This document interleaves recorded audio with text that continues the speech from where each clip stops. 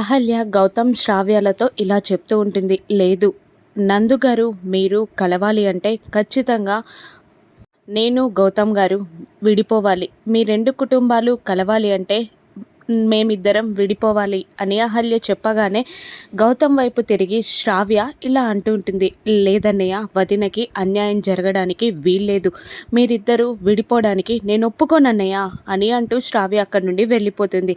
అహల్య గౌతమ్ వైపు చూడగా గౌతమ్ అహల్య వైపు చూస్తూ ఉంటాడు. దూరం నుండి శ్రావ్య, అహల్య గౌతమ్లని చూసిన యామిని కోపంతో రగిలిపోతూ ఉంటుంది. ఇక అర్జున్ ప్రసాద్, సుభద్ర ఇద్దరు జడ్జ్ని కలవడానికి వెళ్తారు.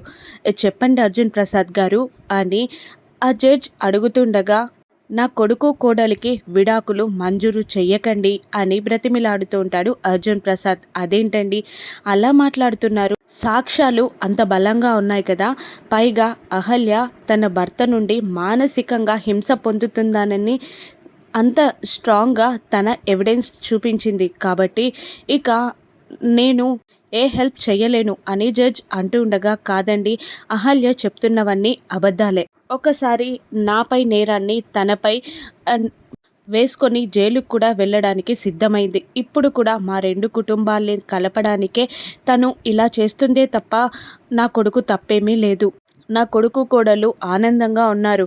ప్లీజ్ అహల్య చెప్పేది అబద్ధాలేనండి, వాళ్ళకి విడాకులు మంజూరు చెయ్యకండి అని అర్జున్ ప్రసాద్ బ్రతిమిలాడుతుంటాడు జడ్జ్ని. లేదండి, మీరు దేశానికి సేవ చేశారు కాబట్టి మీరంటే నాకు గౌరవం ఉంది, కానీ మిమ్మల్ని కాపాడిన అహల్యపై కూడా గౌరవం ఉంది, కానీ ఆ కేసు వరకే. ఈ కేసు వేరు, ఆ కేసు వేరు. నేను జడ్జ్మెంట్ ఇచ్చేది సాక్ష్యాధారాలు, రుజువులని బట్టే తప్ప ఎమోషన్స్కి లొంగి నేను జడ్జిమెంట్ ఇవ్వను, సారీ అని జడ్జ్ చెప్పేస్తుంది. అర్జున్ ప్రసాద్, సుభద్ర ఇద్దరు బయటికి వచ్చి కోర్టులో కూర్చుంటారు. మరోవైపు శ్రావ్యకి యాక్సిడెంట్ అయిందని తెలిసిన నందు హడావుడిగా హాస్పిటల్కి బయలుదేరుతాడు. ఇక అక్కడ ఆపరేషన్ థియేటర్ నుండి బయటికి వస్తున్న ఒక నర్స్ని శ్రావ్యకి ఎలా ఉంది అని నందు కంగారుగా అడుగుతుండగా, లేదు ఇప్పుడే ఆపరేషన్ పూర్తయింది, మీరు వెయిట్ చేయండి అంటూ వెళ్ళిపోతుంది ఆ నర్స్. 2-3 సార్లు నర్స్ అటు ఇటు తిరుగుతూ ఉంటుంది. కనబడినప్పుడల్లా శ్రావ్యకి ఎలా ఉందని నందు అడుగుతున్నా కూడా తను సమాధానం చెప్పకుండా వెయిట్ చేయండి అంటూ వెళ్ళిపోతుంది. ఇక ఆకాష్ అప్పుడే ట్రీట్మెంట్ పూర్తి చేసి బయటికి వస్తాడు.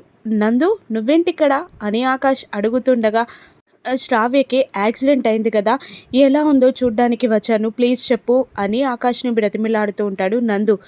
బాగానే ఉంది, ఇప్పుడు ఆపరేషన్ పూర్తయింది, కానీ నువ్వెందుకు ఇలా మాట్లాడుతున్నావు, తనకి నీకు సంబంధం ఏంటి అని అడిగేస్తాడు ఆకాష్. అదేంటి, తను నా వైఫ్ శ్రావ్య అని నందు అంటూ ఉంటాడు. అయ్యో, తను మన శ్రావ్య కాదు నందు, వేరే శ్రావ్య, కావాలంటే నీకు చూపిస్తాను రా అంటూ తనని రూమ్లోకి తీసుకెళ్ళి అక్కడ బెడ్ పైనున్న మరొక వ్యక్తిని చూపిస్తాడు ఆకాష్. దాంతో ఊపిరి పీల్చుకుంటాడు.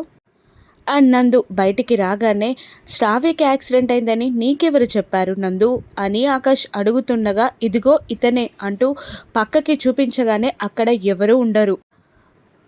ఎవరో చెప్పారు, వెళ్ళిపోయాను. శ్రావ్యకి యాక్సిడెంట్ అయిందని తెలియగానే గుండె ఆగిపోయినంత పనైంది. చాలా బాధపడ్డాను, భయపడ్డాను అని ఆకాష్తో చెప్తూ థ్యాంక్ యూ అని అంటూ అక్కడి నుండి వెళ్ళిపోతాడు నందు. అమ్మో, నేను అమ్మ కలిసి శ్రావ్యని ఎంతలా టార్చర్ పెట్టాం, అసలు తలుచుకుంటేనే చాలా చండాలంగా అనిపిస్తుంది.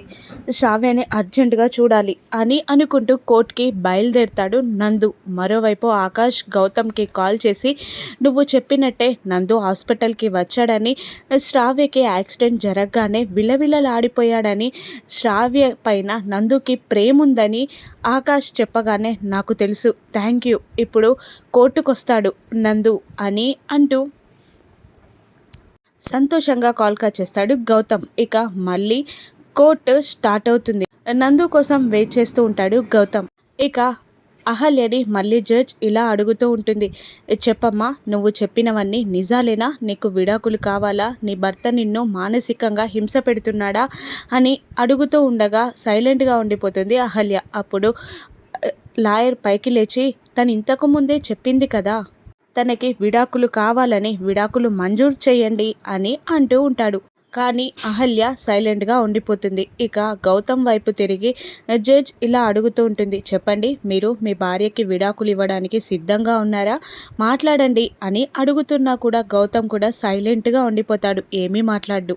ఏంటండి ఏమీ మాట్లాడట్లేదు, మీరు విడాకులకు ఒప్పుకున్నట్టేనా అని మళ్ళీ జడ్జ్ గౌతమ్ని అడుగుతుండగా లాయర్ పైకి లేచి, మౌనం అర్ధాంగీకారం అంటారు కదా జడ్జ్ గారు, ఇక మీరు తీర్పు ఇవ్వండి అని అంటూ ఉండగా, తీర్పు కూడా మీరే ఇవ్వండి లాయర్ గారు అని వెటకారంగా అంటూ ఉంటుంది జడ్జ్.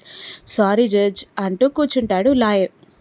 అప్పుడు గౌతమ్కి వార్నింగ్ ఇస్తూ ఉంటుంది జడ్జ్. ఏంటండి మీరు కోర్టు టైంని వృధా చేయాలి అనుకుంటున్నారా? మీ భార్యకి మీరు విడాకులు ఇస్తారా లేదా? నోరు తెరిచి చెప్పండి అని గౌతమ్ని నిలదీస్తూ ఉంటుంది జడ్జ్. ఇక అప్పుడే నందు కోర్టులోకి వచ్చి జడ్జ్కి దండం పెట్టి శ్రావ్య పక్కన కూర్చొని, ఎలా ఉన్నావు, బాగానే ఉన్నావు కదా, నీకే ప్రమాదం జరగలేదు కదా అని శ్రావ్య చేయిని ప్రేమగా చేతుల్లోకి తీసుకుంటాడు నందు. నాకేమైంది, బాగానే ఉన్నాను అని శ్రావ్య చెప్తూ ఉంటుంది.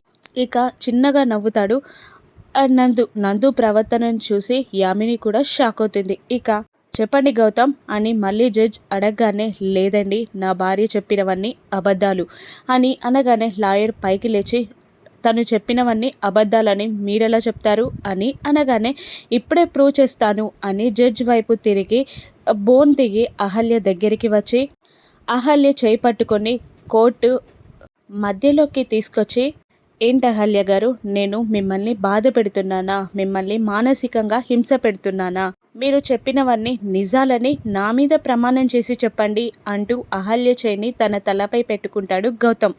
అహల్య షాక్ అవుతుంది. యామిని, అతిథి, అర్జున్ ప్రసాద్, సుభద్ర, శ్రావ్య, నందు అందరూ షాక్ అవుతారు గౌతమ్ చేసిన పనికి. ఇక అహల్య అయితే గౌతమ్ని అలా చూస్తూ ఉండిపోతుంది. చెప్పండి అహల్య గారు, ఇంతకు ముందు మీరు చెప్పారు కదా, ఆ నిజాలన్నీ మళ్ళీ ఒకసారి చెప్పండి అని గౌతమ్ రెట్టిస్తాడు అహల్యని. ఇక దాంతో అహల్య తన చేయిని విడిపించుకొని గౌతమ్ ముందు కుప్పకూలిపోయి మోకరిల్లి 2 చేతులెత్తి దండం పెడుతూ, లేదండి నన్ను క్షమించండి, సారీ, నన్ను క్షమించండి గౌతమ్ గారు, సారీ సారీ అని పదే పదే చెప్తూ ఉంటుంది అహల్య. అహల్య ఏడుపుకి అందరూ షాక్ అవుతారు. యామిని, అతిథి కూడా అలా అహల్యని చూస్తూ ఉండిపోతారు. నందు కూడా అలా చూస్తూ ఉండిపోతాడు అహల్య ఏడుపుకి. అర్జున్ ప్రసాద్, సుభద్రలు కూడా కన్నీళ్లు పెట్టుకుంటుంటారు అహల్య ఏడుస్తుంటే. ఇక అహల్య భుజాలు పట్టుకొని గౌతమ్ పైకి లేపి జడ్జి వైపు తిరిగి, క్షమించండి, నా భార్య చెప్పినవన్నీ అబద్ధాలు, తను కోర్టులో అబద్ధం చెప్పినందుకు తన తరపున నేను క్షమాపణ అడుగుతున్నాను అని అంటూ గౌతమ్ జడ్జికి దండం పెట్టగానే జడ్జ్ చిన్నగా నవ్వుతుంది. ఫస్ట్ టైం కోర్టులో నేను సాక్ష్యాధారాలకి విలువివ్వకుండా మానవతా దృక్పథంతో నా తీర్పుని చెప్తున్నాను. ఈ కోర్టు మీ విడాకుల కేసుని అంగీకరించట్లేదు. మీ జంటని నేను విడదీయలేను. ఈ కేసు కొట్టేస్తున్నాను అని జడ్జ్ తీర్పిస్తుంది. దాంతో గౌతమ్ నవ్వుతాడు. అర్జున్ ప్రసాద్, సుభద్ర ఇద్దరు జడ్జ్కి చేతులెత్తి దండం పెడతారు. చిన్నగా తల ఊపుతుంది జడ్జ్. శ్రావ్య చాలా సంతోషపడుతూ ఉంటుంది. ఇక మళ్ళీ అహల్యని అతిథి టార్గెట్ చేస్తుందా? ఇప్పుడైనా అహల్యని అతిథి అర్థం చేసుకుంటుందా? రాను ఎపిసోడ్స్లో చూద్దాం. Thank you for watching.